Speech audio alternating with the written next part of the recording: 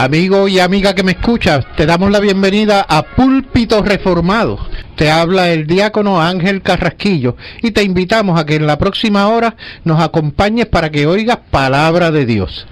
El tema de hoy, pues tenemos varios temas que cubrimos en el año anterior. Vamos a estar hablando principalmente de dos temas que abordamos en el año anterior. Uno de ellos es la ira de Dios.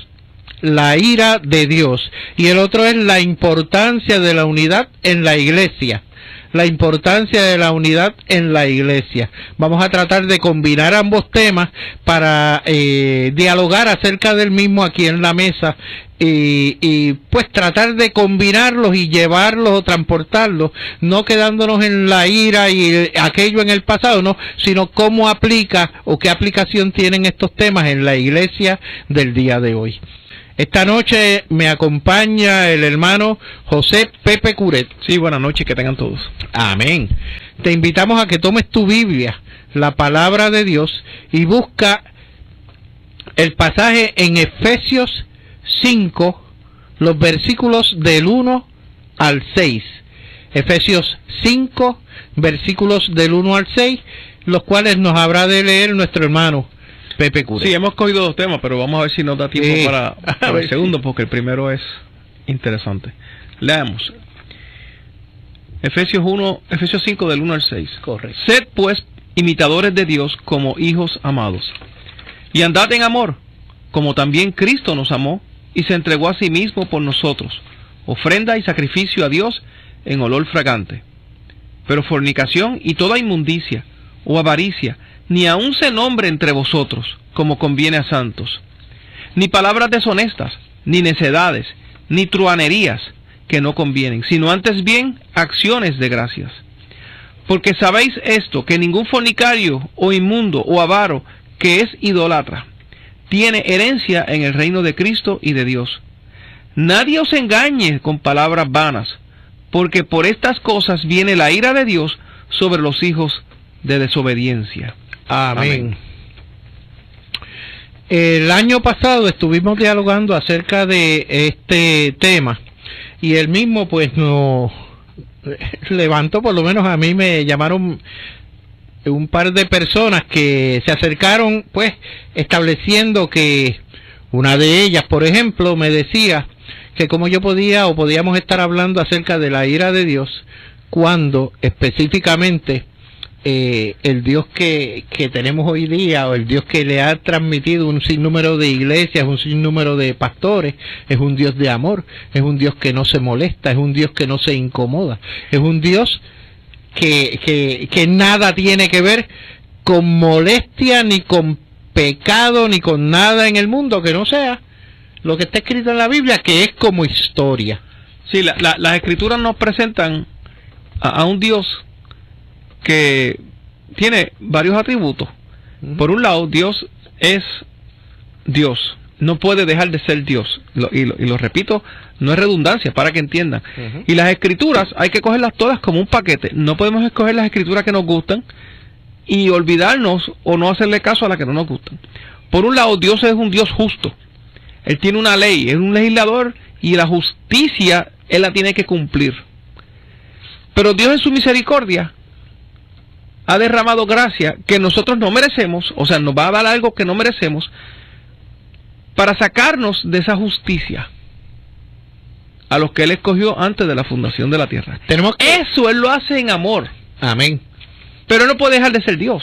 Él tiene que ser justo y a la misma vez es un Dios de gracia. Exacto. Y tenemos que ir, si como hicimos la vez pasada, tratar de llegar a la raíz de esta situación, de este dilema. Oiga, no dilema para Dios. Esto tenemos que estar bien claro, es dilema para el ser humano. Es un dilema para el ser humano. Cuando Dios creó la tierra y hizo, o sea, creó, valga la redundancia, su creación, estableció su creación, nos crea a nosotros en la figura de Adán. Adán viene a ser la cabeza de la humanidad y la cabeza federada o federal de todo el hombre. ¿Qué ocurre? Dios establece un pacto con Adán en ese momento y le establece unos parámetros, le da un librito de instrucciones a seguir. Un librito que Adán, de cumplir con ese pacto, tendría estos beneficios y a su vez, de no o de incumplirlo o no cumplirlo, tendría estas consecuencias. Un ejemplo, cuando se rompe el pacto, la muerte entra en el hombre. Hay que definir para que los que estén escuchando entiendan bien. Ajá. Cuando tú hablas de pacto de parte de Dios, no estamos hablando de un contrato entre Dios y los hombres. Seguro. Estamos hablando de una promesa que Dios le hizo a Adán. Tú vas a vivir para siempre hasta que, si no comes de ese fruto de ese árbol. Exacto. Porque yo te prometo a ti que tú vas a vivir mientras no comas de ese árbol, frutos de ese árbol. El día que de él tú comas, entró la muerte a la creación, tú vas a morir. Exacto. Claro, no hubo una muerte física, hubo una muerte espiritual. Eventualmente, físicamente murió y así entró la muerte a la raza humana y a la creación. En esos mismos capítulos, ya sin mal no recuerdo, fines del capítulo 3 de Génesis, se establece el por qué Dios destierra o saca del Edén, del jardín del Edén, a tanto a Eva como a Adán. ¿Para qué? Para que no vivieran eternamente. ¿Por qué? Porque uno de los árboles que había en el huerto era el árbol de la vida. Y se establece por Dios que para evitar que el hombre pudiera vivir eternamente. Pero fíjate, eso también es por gracia.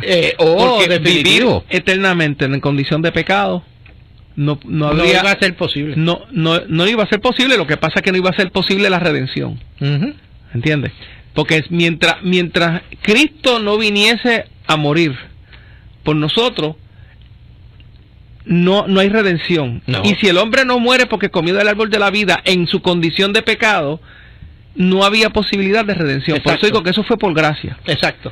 ¿Okay? Pero esa es la consecuencia directa del rompimiento del pacto. Exacto. En términos de que ahora vas a tener tu nacimiento y tu deceso. Y tu muerte. Y no solamente eso, sino la creación se afecta. Él dice que con su toda la creación. No fue por el trabajo, Adán tenía que trabajar, pero cuando pecó, con el sudor de su frente iba a comer, la mujer iba a parir con dolor, etcétera, etcétera. Entraron unas o sea, esas consecuencias que tú estás hablando son las que nosotros vemos normalmente a nuestro alrededor, que es lo que vemos a nuestro alrededor es un mundo caído. Exacto. Anormal, no fue el que Dios creó, sino es un mundo afectado por la desobediencia de Adán y por ende la desobediencia nuestra. De hecho, cuando se rompe el pacto de parte de Adán, como la cabeza federal, cae la raza humana en ese sentido, cae en el pecado y comienza entonces un cambio en términos de la forma y manera en que Dios ha de obrar. Lo ha estado haciendo en todo momento, ha sido por gracia, porque Él decidió bregar con Adán en una forma o trabajar con Adán en una forma. ¿Y quién falló? No fue Dios, fue Adán. Sí, es que como yo me pongo en el lugar del que está oyendo la radio. Ajá, excelente, porque esa es la idea. Y me gusta siempre aclarar muchas cosas porque no se queden.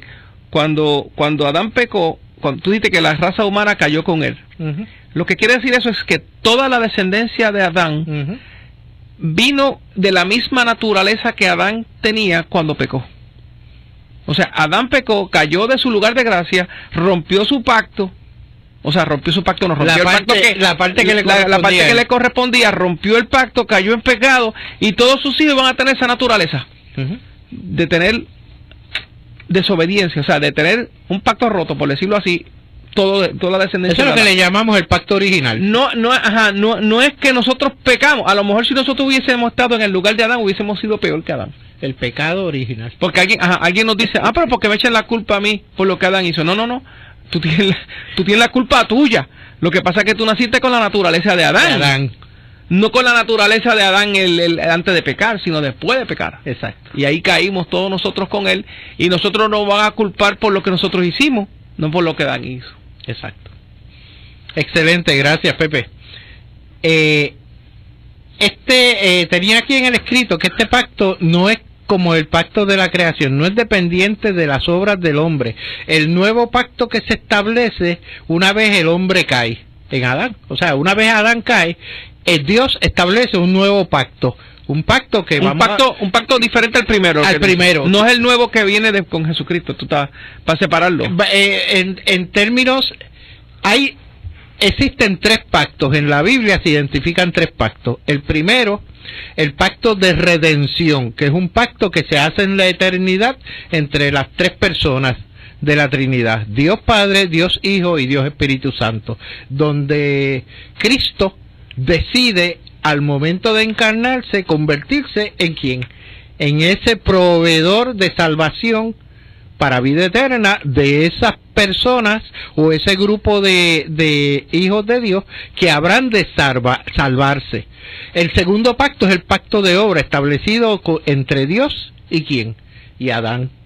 El tercer pacto es el pacto que tenemos actualmente, o que decimos que está vigente, que es el pacto de gracia. Esos 3 pactos están identificados en la palabra en toda la palabra, hermanos. No estamos ahora dividiendo el Antiguo Testamento y el Nuevo Testamento. En general. Sí, en términos de Génesis hasta Apocalipsis, la Biblia es completa y tiene vigencia actual para todo. Para todo. Mira, en el pacto de gracia, si nosotros vamos a las Escrituras, se divide en varios pactos. Está el pacto con Noé, el pacto de Moisés, el pacto con David. Pero el pacto nuevo, el nuevo pacto en el que estamos ahora, es el pacto que Jesucristo dijo en la última cena. Esta es la copa del nuevo pacto. Del nuevo pacto. El pacto en mi sangre. Porque no hay redención si no hay derramamiento de sangre. Es una ley que Dios estableció, que no hay derramamiento de sangre, no hay redención. Y la redención no es otra cosa que es la compra para recoger o para que vuelva a su dueño original lo que se está redimiendo. En este caso, nosotros vamos a regresar a Dios como hijos de Él. Decirlo en esa forma, regresarle que quizás no es la mejor forma, pero para que se entienda, por medio del derramamiento de la sangre de Jesucristo. Pero nunca nadie llegó a establecer una relación con Dios si no fuera por gracia de Dios, por la gracia de Dios y por lo que Jesucristo iba a hacer en la cruz. Punto. No hay nada más.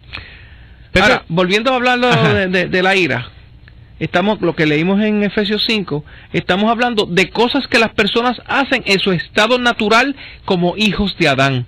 Estamos hablando de fornicación, inmundicia, avaricia, que aún ni se nombre dice, palabras deshonestas, necedades, que para muchos es una bobería, pero truhanerías, cosas que no convienen. Todas estas cosas son el efecto que tuvo la caída de Adán en nosotros. Nos comportamos de esa forma. Exacto. Eso es hacerle daño al prójimo. Me gustaría, Pepe, que si pudieras buscar los versículos que estábamos leyendo ahorita respecto a Romanos 1, si mal no recuerdo, 18 y 19. Porque ahora vemos ahí cómo se revela. Cómo se revela. O vamos a tratar de ver cómo se revela. Vamos a tratar de entender. Ajá. Pero no es muy difícil. Vamos a seguirlo. Y está en el texto. No hay que ir a buscar en la musa definiciones ni cosas raras. Dice, porque la ira de Dios se revela desde el cielo contra toda impiedad, injusticia de los hombres, que detienen con injusticia la verdad. O sea, estamos hablando aquí de que la ira de Dios se manifiesta, se revela, se hace, se puede entender, se ve, se hace patente. Todo el mundo puede ver la ira de Dios que se revela desde los cielos. ¿Ok? ¿Contra qué? Contra la impiedad. Dice, porque lo que de Dios se conoce les es manifiesto, pues Dios se lo manifestó. Y la ira de Dios es parte del conocimiento de Dios. Cuando nosotros conocemos a Dios, conocemos a un Dios que tiene ira, que la está guardando, es lento para esa ira, pero es un Dios que tiene ira y que se manifiesta y se revela. Porque las cosas invisibles de Él, su eterno poder y deidad, se hacen claramente visibles desde la creación del mundo, siendo entendidas por medio de las cosas hechas, de modo que no tienen excusa. El hombre natural no tiene excusa porque sabe que hay una ira que se está revelando. ¿Ok? Y es peor cuando niega que exista Dios, porque él sabe en su corazón que sí existe Dios, porque eso Dios se lo ha revelado. Ahora, esa revelación no lo salva. No. Solamente que no tiene excusa. Exacto. Es eximirlo de cualquier excusa, cualquier cosa que... yo no lo sabía.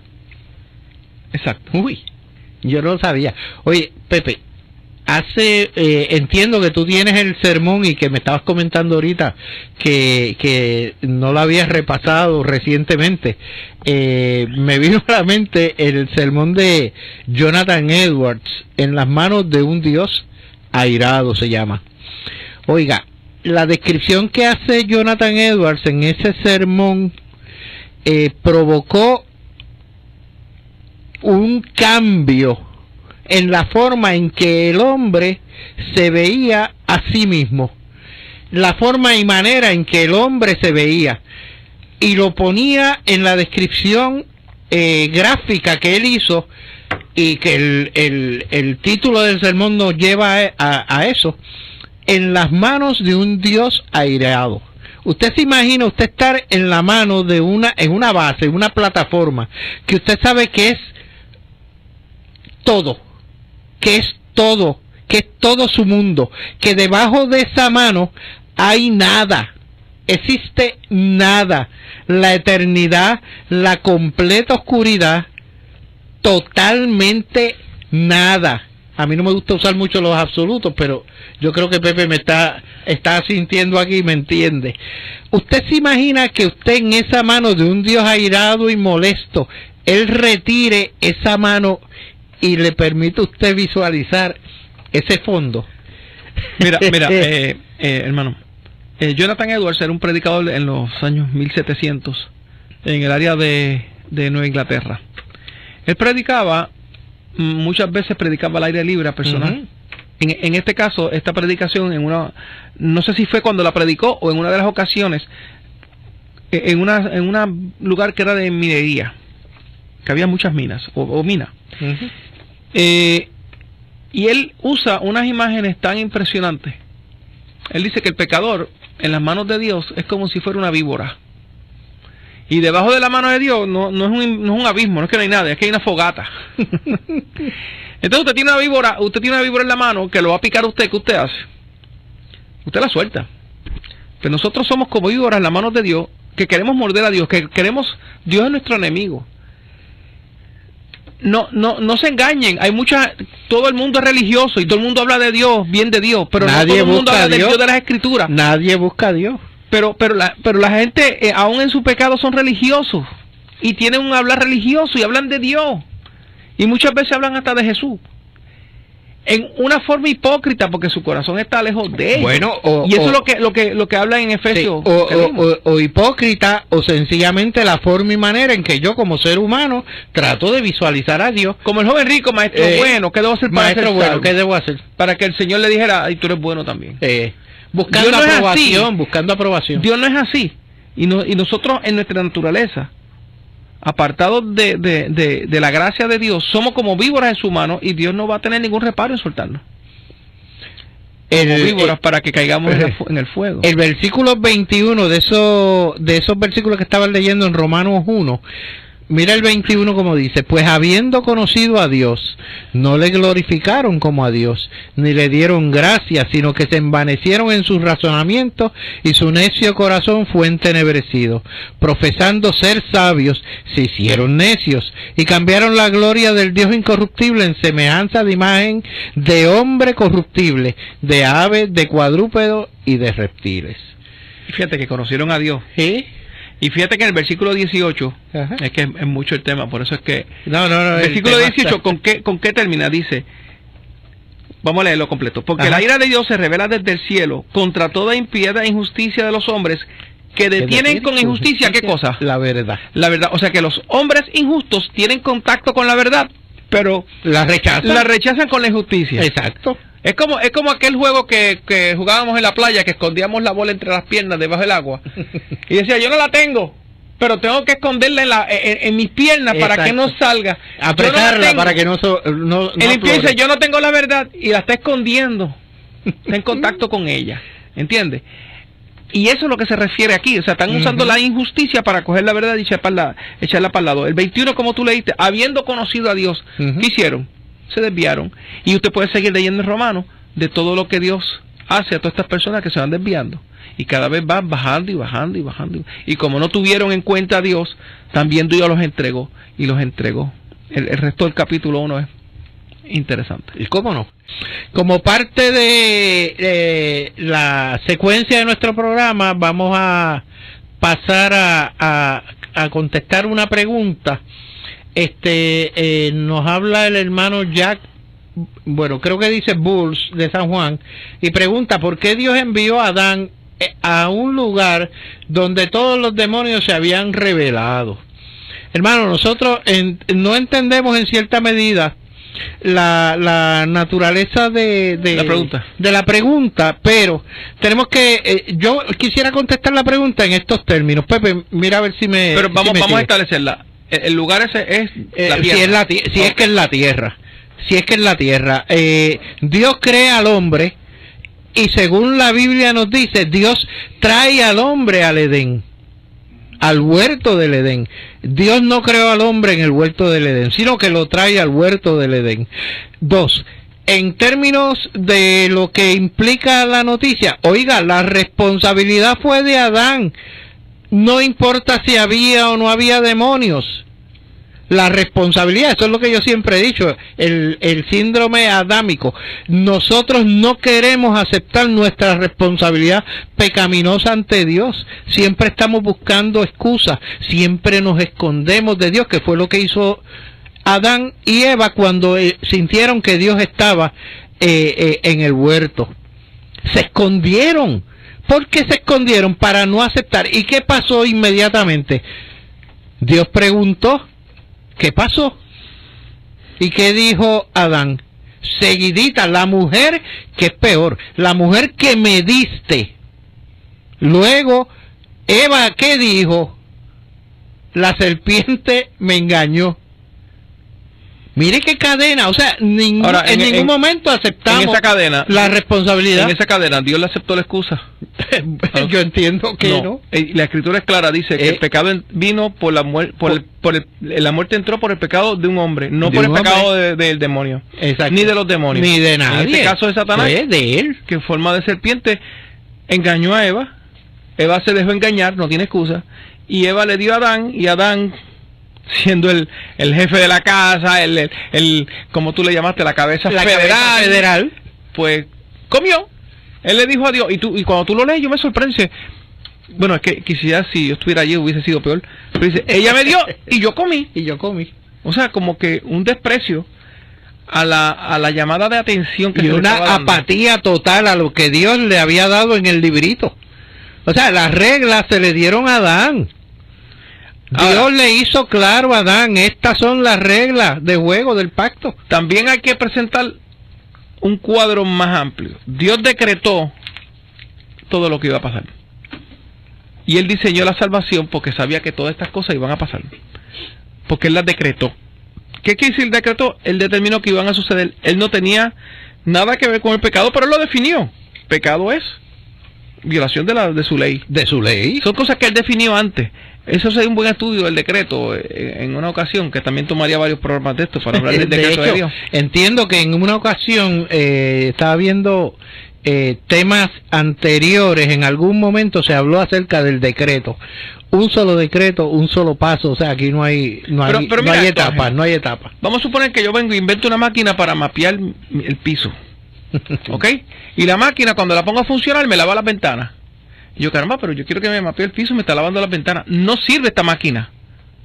No sirve, ¿verdad? Estamos para el objeto principal, el objeto tú la diseñaste por una cosa. Me limpiara el piso y me está limpiando las ventanas. Esta máquina no sirve. Dios creó al hombre para que glorificara a él. Y el hombre no lo glorificó.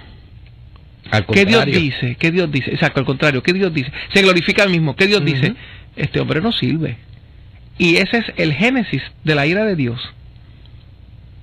Y Él es Dios. No podemos cambiarlo. Él se ha revelado como Él, nos está diciendo estas cosas.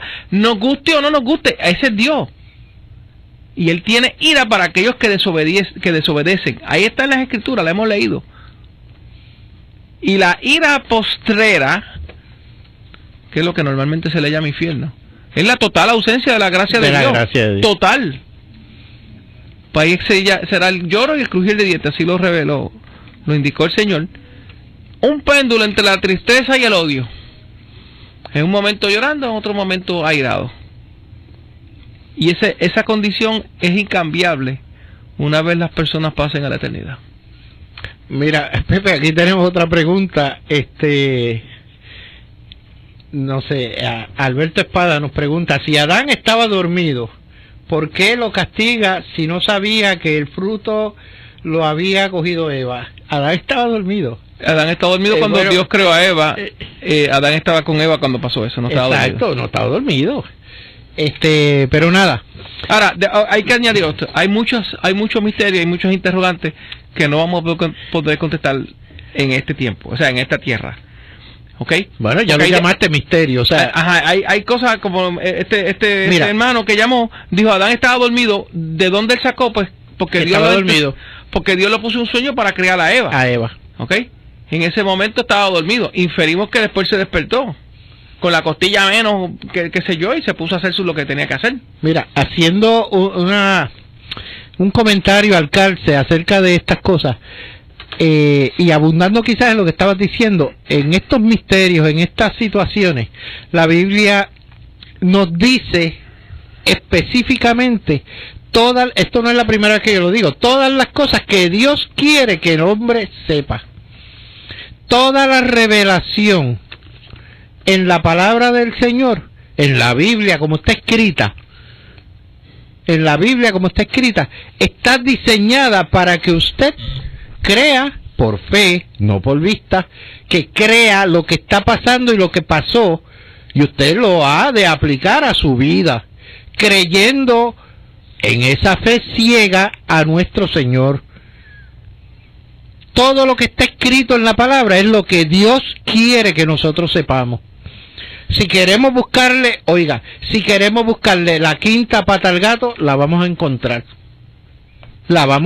Y no tenemos que rebuscar mucho, porque de eso se nutre precisamente ese mundo impío que nos rodea, para evitar o alejarnos de esa palabra sagrada del Señor. Recuerden, la Biblia no contiene la palabra de Dios. La Biblia es la palabra de Dios.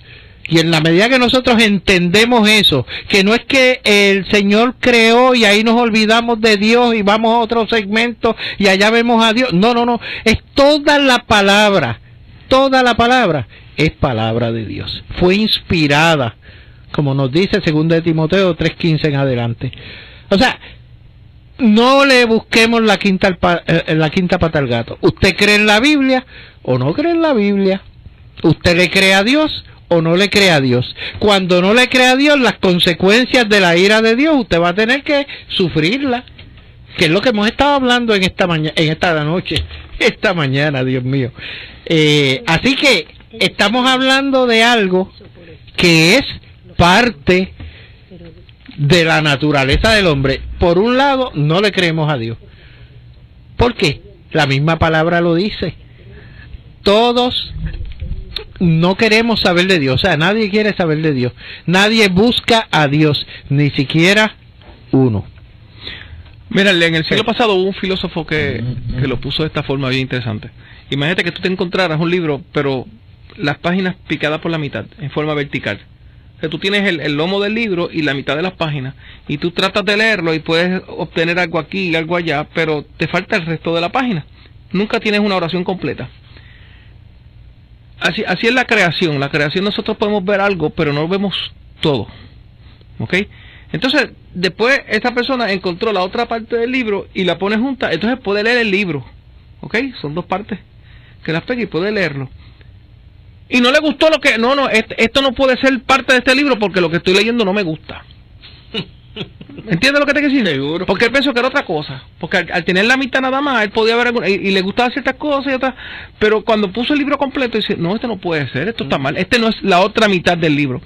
Pues lo mismo pasa con la creación. Cuando vemos la creación tiene muchas cosas buenas. Si afectada con el pecado como está, tiene muchas bondades. Y produce mucha comida y nos trae lugares preciosos para nosotros ver, etcétera, etcétera.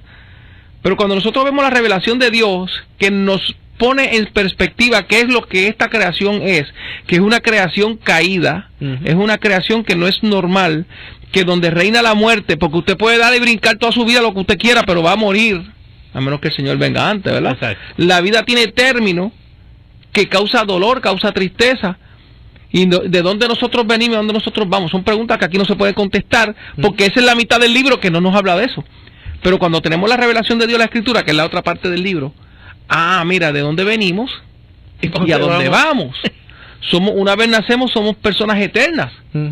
Que nuestro cuerpo muere, pero en algún momento vamos a resucitar otra vez. Que en la creación tú no lo ves, tienes que buscarlo en la palabra. Amén. En lo que Dios ha revelado. Pero Dios no nos ha revelado todo. Por eso es que hay misterios. Yo siempre digo en ese sentido, conteste esto. ¿Usted cree a ciencia cierta que Cristo habló mucho más de las cosas que dice la palabra? La contestación es que sí. La contestación es que sí. Muchísimo.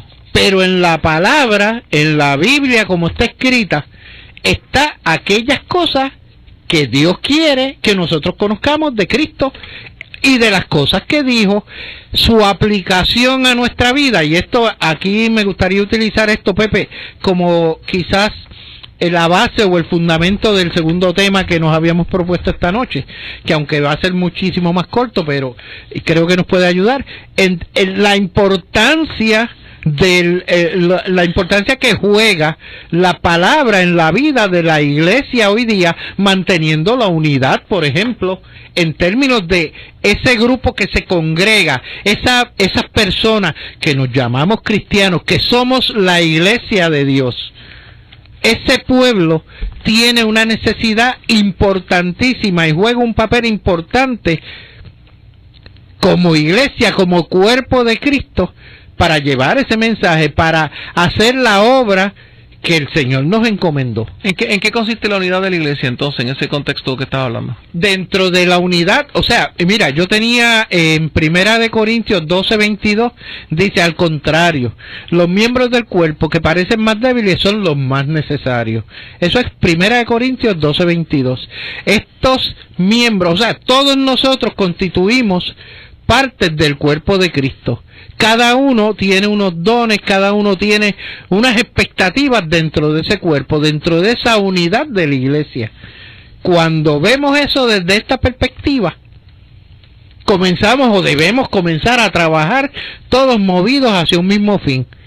No como la famosa fotografía esa que hay de un burro alando, o sea, dos burros alando en direcciones contrarias. Buscando su hierba.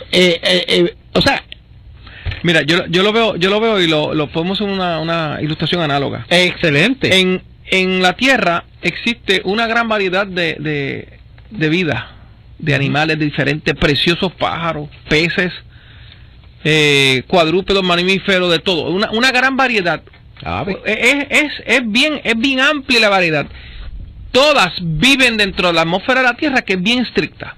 ¿A qué me refiero? La cantidad de nitrógeno y oxígeno que hay en la atmósfera es estricta. No puede cambiar, porque si cambia se pierde la vida. ¿Ok? La cantidad de vapor de agua que hay, etc. O sea, establecido un balance. No es un balance. Dios lo puso así. Olvídate del balance. Dios lo puso así, y en esa atmósfera tan estricta, todos tenemos que vivir, toda esa variedad de animales tenemos que vivir. Unos son pájaros, otros son reptiles, otros son mamíferos, otros son de lo que sea. Pero la estructura de la atmósfera no cambia. Hay una unidad en la vida. ¿Cuál es la atmósfera? En la iglesia tenemos libertades, pero la unidad tiene que estar en lo que Dios ha revelado, en esa parte del libro, porque si nosotros no nos ponemos de acuerdo en esto, entonces nosotros vemos la otra parte del libro, que es la creación, las obras de Dios, de una forma diferente, y no hay unidad. La unidad tiene que ser en la doctrina, en la revelación, en lo que nosotros creemos que es la trascendencia, porque de otra forma, más nunca tú puedes ver, y esta es una ilustración, ¿verdad?, que yo veo mucho por ahí como para para decir que estamos en paz. Un musulmán, un judío y un cristiano hablando y charlando y tomando café y pasando... No se puede. Eso es unidad. Porque eso es antítesis, eso no es unidad. Exacto. Eso es una falacia, una fantasía. Es una fantasía. Una iglesia que no tenga una doctrina, que todo se ponga, y la misma escritura lo dice, dos no pueden caminar si no se ponen de acuerdo. De acuerdo. Al menos en la dirección en que va a caminar, por lo menos tienen que estar de acuerdo. Pues la doctrina tiene que ser uniforme. Ahora, también dentro de la doctrina hay muchos misterios que podemos diferir, hacer diferencias que son diferentes, pero las doctrinas básicas de la iglesia, las doctrinas básicas de la palabra de Dios, la cruz de Cristo en el Calvario, la salvación por gracia, no por obras, etcétera, etcétera, eso no puede cambiar. Son conceptos que unifican o deben unificar al pueblo de Dios. Yo no puedo tener una persona en mi congregación que dice que Jesucristo no es Dios hecho hombre. No, pues, mi amigo, tú eres mi amigo, no tengo problema, pero mira, ya hay otro, es verdad, hay otro sitio donde creen eso, vete allá, para que sea para que tú estés unido allá, no acá. Exacto. Donde te entienden. Sí, lo pueden entender, porque sí, que lo pueden entender. Eso es más difícil que... Que obviamente continuaremos la próxima semana. Que Dios esté contigo y tu familia y todos los tuyos, Señor, en el nombre de Cristo nuestro Señor. Amén y amén.